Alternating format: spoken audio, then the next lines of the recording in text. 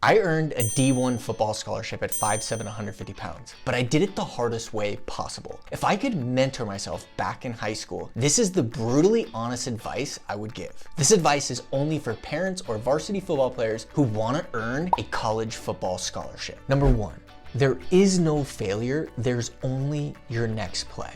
See, the number one thing that's holding you back from achieving what you want is not what to say, it's not the script, it's not the emails, it's fear. And more specifically, the fear of failure, fear of rejection, and fear of what people think about you. It's why you're not doing the outreach. It's why you're not marketing yourself as much as you should. It's why you're not making the calls. It's why you're saying things like, if I'm really good, coaches will find me, coaches will come to me.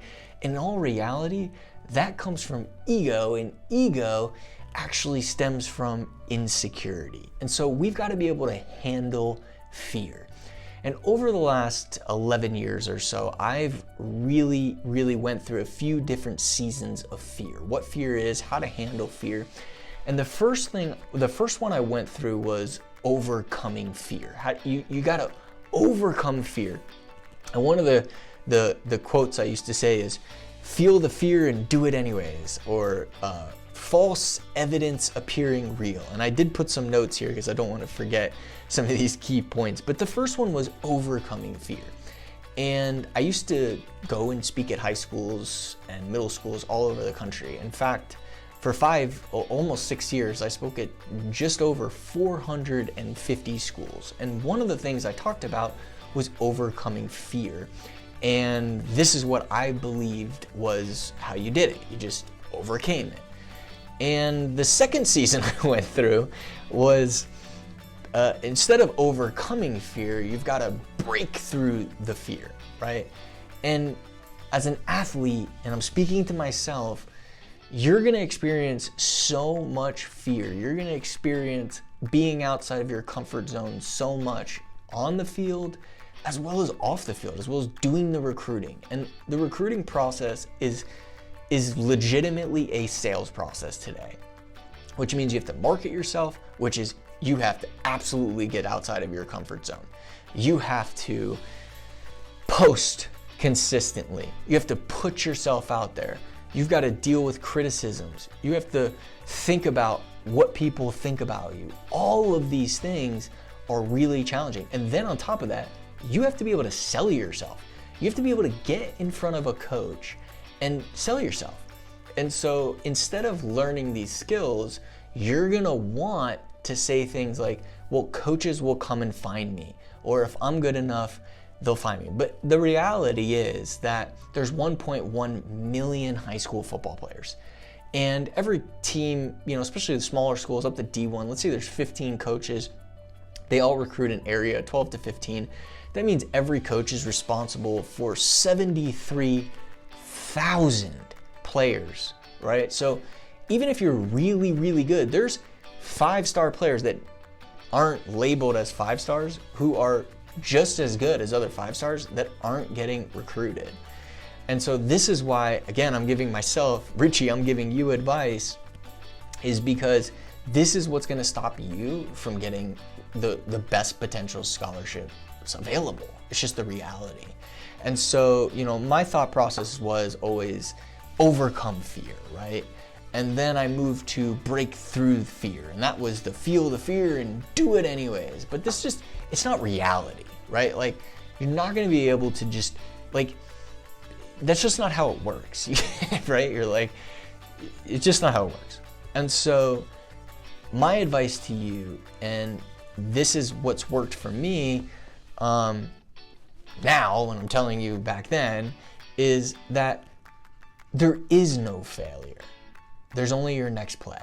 And failure stems in the fear of failure, the fear of rejection, the fear of what people think about you. All goes out the window if you are focused on your next play. So instead of overcome fear, instead of break through fear, we have to eliminate fear. And I'm not saying that fear isn't real, because it is real, but we can eliminate fear by focusing on your next play. So what do I mean specifically by that? Instead of focusing on your grand goal of earning a scholarship, instead of focusing on these things that are like 300 steps ahead of you, just focus on the play in front of you. It's sending 6 emails today, right? It's sending 6 DMs today. It's making 6 phone calls today. That's your next play, right? So we eliminate fear. We eliminate worrying about what other people think about you. Because here's another thing to put in perspective. And I've learned this since I was 16, 17 years old. And that's that at the end of the day, people aren't gonna care anyways. Like from when I was in high school, like people don't remember anything. And quite frankly, I don't care about them. And one day I'll be dead and they'll all be dead. So it won't matter anyways. So if you're right now saying to yourself, I know I need to post, I know I need to market myself, but what are my friends gonna think? It won't matter anyways. But what will matter is that you didn't give yourself the opportunity to earn a scholarship. You didn't give yourself an opportunity to live your dream. You didn't give yourself an opportunity to screaming fans. Like, I had a coach, my first Little League football coach, and he said to my dad, man, I hope Richie gets the opportunity to run out of 60,000, run out of the tunnel in front of 60,000 screaming fans. And, you know, when I was younger, just the fear of that alone, but the excitement was through the roof. Like the opportunity to be in that atmosphere, to be able to play in the games, like that was my dream. And although there was all of this fear and what are people gonna think about me? And what if I fail? And what will my dad think about me? And the only thing that matters as you're going through this process, Richie, the only thing that matters is that you focus on your next play and you become the person that you need to be to get to the end result. Because when you focus on the play in front of you, you will get better. You'll develop the skills, you'll form the habits, and you'll ultimately become the person that you need to be to get a scholarship. Because if you're not in the top ESPN 300, you've got to become a different person. And today, more than ever, with the NIL and the portal and endorsements, college football is a business. You're a business, right? And so if you want the best opportunities, you're gonna have to market yourself and you're gonna have to sell yourself. And you're gonna have to eliminate fear from your life. And you do that by focusing on the next play in front of you. Number 2, build your identity of who you need to be. A lot of athletes don't do outreach, don't market themselves, don't sell themselves because they say things like they're shy or that sales isn't meant for them. These are all identities. These are all what they chose. And you're only ever gonna be what you decide that you're gonna be. If you decide that you're gonna be the person that goes after what you want with everything that you have, then you're gonna go after what you want with everything that you have, with an whatever it takes mindset. If you say that you're shy, then you're gonna be shy, right? If you say that you're not meant to do sales, then you're not gonna be good at sales. And so you ultimately control who you're gonna be. And all of this comes down to your identity. So one thing that a lot of athletes struggle with from identity is imposter syndrome. And so when an athlete believes like, am I actually good enough? And I struggled with this so much. And so that's why I now have the opportunity to give myself advice. Look, you control it. You control your identity. And you don't, coaches want to hear from athletes. They want to hear from you. They don't want to hear from handlers. They don't want to hear from recruiters. They don't want to hear from parents, right? They don't want to hear, like I have a director of player personnel and recruiting from an SEC program on my staff, and he'll tell me over and over, like the second I heard from, unless they're a top 100 athlete in the country, if I had to deal with a handler, they usually came off the board. Like, right? It's you. And you can become whoever you want to be by creating your identity and then living that identity, right? And so the way that you can go about doing this is by spending time building relationships with the people around you. Ultimately, you want to build relationships with coaches, right? It's the relationships that you're going to build with coaches that are going to turn conversations into visits and visits into offers, right? And I'm assuming you could play, you've got film, you're eligible, take that out of the picture, right? The building relationships with coaches is so important, and this is something you can focus on now. And you could practice with your friends, you could practice with your neighbors, and I'm gonna share with you exactly how to do it. But the importance of this is you creating this identity that you're a great communicator, right? That you can build relationships with coaches and that they want you, because they do want you. They're looking at 73,000 kids that just this one coach is recruiting. They're looking for the kid that takes initiative. They're looking at the kid that has confidence in themselves, and I'll talk about that a little later. And so you can create that identity for you that I'm relentless. I'm relentless. I'm a go-getter. I go after what I want. And then do it. And then you put it into action. And then you're consistent with it, right? You create this identity. So here's how you can build relationships to help you get better at this, to help you build this identity of who you are, of someone that can speak with coaches really well and communicate really well. And you do this very simply by providing value. Okay, so whether it's a friend, whether it's a neighbor, whether it's a coach, whether it's a head coach, what can you do to provide that person value in that moment? What can you do to help them? And so if you look at relationships as an exchange of value, of helping somebody else, you're gonna look through the lens so much differently than every other athlete, because every other athlete is doing outreach to coaches and they're, can I get a visit? Can I get an offer? Can I do this? Can I do that?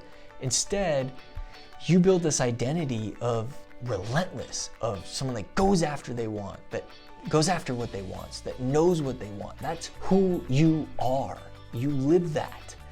And so you're gonna build relationships with people by providing them value, by finding ways to improve their lives, your friends' lives, your neighbors' lives, you're at church, at wherever you're spending time. What can you do to provide those people value? And I want you to focus on that. That's the easiest way to build relationships with people and genuine value, right? Number 3, build your confidence now and keep it like your life depends on it. Confidence is something that you can build, and it can also be taken away from you really, really fast. And so confidence is so important in the recruiting process, but it's also so important in life. And if you want to get anything that you want, whether it's in football or it's in life, you've got to live with conviction and you've got to believe in what you're doing. And that's why I listed the other 2 things that I shared. And so confidence comes from 2 things. It comes from knowing what you're doing, right? So that means having a process, having a plan. And then number 2, you build it by your evidence of success, right? So knowing what you're doing and then through your evidence of success. Unfortunately, with confidence, it's not an illusion. You really can't fake it. You may be able to use affirmations and say, I'm confident, but you really, truly, you can't fake it. And so you've got to be consistently taking action on your next play. That's why you got to focus on your next play. Have this identity of you are relentless. And then you've got to take consistent action on the things that you know you need to be doing so that you can get wins along the way. And so that's why I'm so adamant about next play and focusing on that play in front of you, because your win might be that my goal today was to send 6 emails, 6 DMs, and make 6 phone calls. And I did that. And so that's a win. Did I talk to, I might have talked to 2, you might have talked to 2 coaches and both of them weren't interested in you. But it's a win because you did the necessary things that you needed to do to get to the end result, right? And you can say, I won. And that's what builds confidence over time. And then on top of that, once you've done this day in and day out, and you know what you're saying, right? You've got to know what you're saying. You got to know what you're emailing. That's important. But when you're doing this, you're going to get better and you're going to get better. And all of a sudden, boom, you're going to get a win. A coach is interested in you. And then boom, that coach offers you on a visit. and then 3 offer you on a visit, and 4 offer you on a visit, and then boom, you get an offer. And then all of a sudden from there, the confidence is just through the roof. And here's the big thing, is it's easy to lose it. So that means you gotta keep staying at it, keep staying at it, keep staying at it. And consistency is so important here in anything. Like, you're confident in going to the gym probably, right? You're confident in nutrition probably, right? You're confident on the football field. The problem is you're not confident in recruiting, right? And it's because on the football field, you're doing all the right things. You're doing it consistently. You know what the workouts are, right? And because you know what the workouts are, you go in, you execute, you do it with conviction. It's the same thing. We got to bring that over into the recruiting, right? You got to know what you're doing, 1, and then 2, and same thing, like when you started in fitness, I'm sure the first time you bench, I'll remember the first time I benched, and everybody had the 45s on the plates on both sides, and I'm sitting in there with like 25s, embarrassed, right? And now, go on my Instagram stories. I benched 255 for sets of 5, and I'm 155 pounds, maybe 160 now, right? But at one time, I benched 25 plates on both sides, right? And I wasn't confident, and now I am, right? And so it's the same thing in recruiting, in that it's so important to have a plan, and then it's so important to be consistent with the actions that you need to take to get there, to develop the skills, to keep getting better, to then get confidence. You can't, unfortunately, fake confidence. You just can't. People will see right through it. Your tonality will be different, your conviction will be different, and people will feel it. And so you build confidence by doing the activities it takes and getting small little wins, and gradually over time, you get a big win, and then your confidence goes up, and then boom, boom, and then you keep confidence by consistently to continue doing it. And this is how you build confidence in anything, right? You know what you're doing, and then you create evidence of success. In the beginning, it's very hard to create evidence of success, and I'm not going to deny that. Like when I first started bench pressing with the 25 plates, and I think it was probably even less, right? It was embarrassing, and it was hard for me to believe that I was ever going to be good at it. And so just know that, like, the first 90 days, the first 3 months, the first 6 months are going to be the hardest. But after that, the exponential growth from there is, it only gets easier. Just know that, right? It only gets easier. So if you can get through this really tough time right now, then the confidence will be there, and you'll be the guy that's run around, chest out, people are attracted to you, you're building relationships with people, your identity is, you're absolutely relentless, and you go after everything that you want, and there is no failure, there's only your next play. And the power of all of this is, not only is this going to be extremely powerful for you in football and in recruiting, but this is going to be powerful for you in life. And so Richie, I know you're young, I know you're in the recruiting process right now, and I know you're going through a lot because I went through the same thing. But I'm telling you, there's a light at the end of the tunnel. You can get through this. You absolutely can. And the opportunities are endless for you if you attack them the way that you should. If you attack them relentlessly. There is no failure, there's only your next play. You set that next play, you develop confidence, and you keep it. The world is yours. The opportunities for you are endless, but you gotta go after them and do whatever it takes. If you enjoyed this video and you wanna see more videos just like it, make sure to subscribe and hit the bell notification. And if you wanna learn exactly how to get in contact with college football coaches consistently, then you're gonna wanna watch this video right here.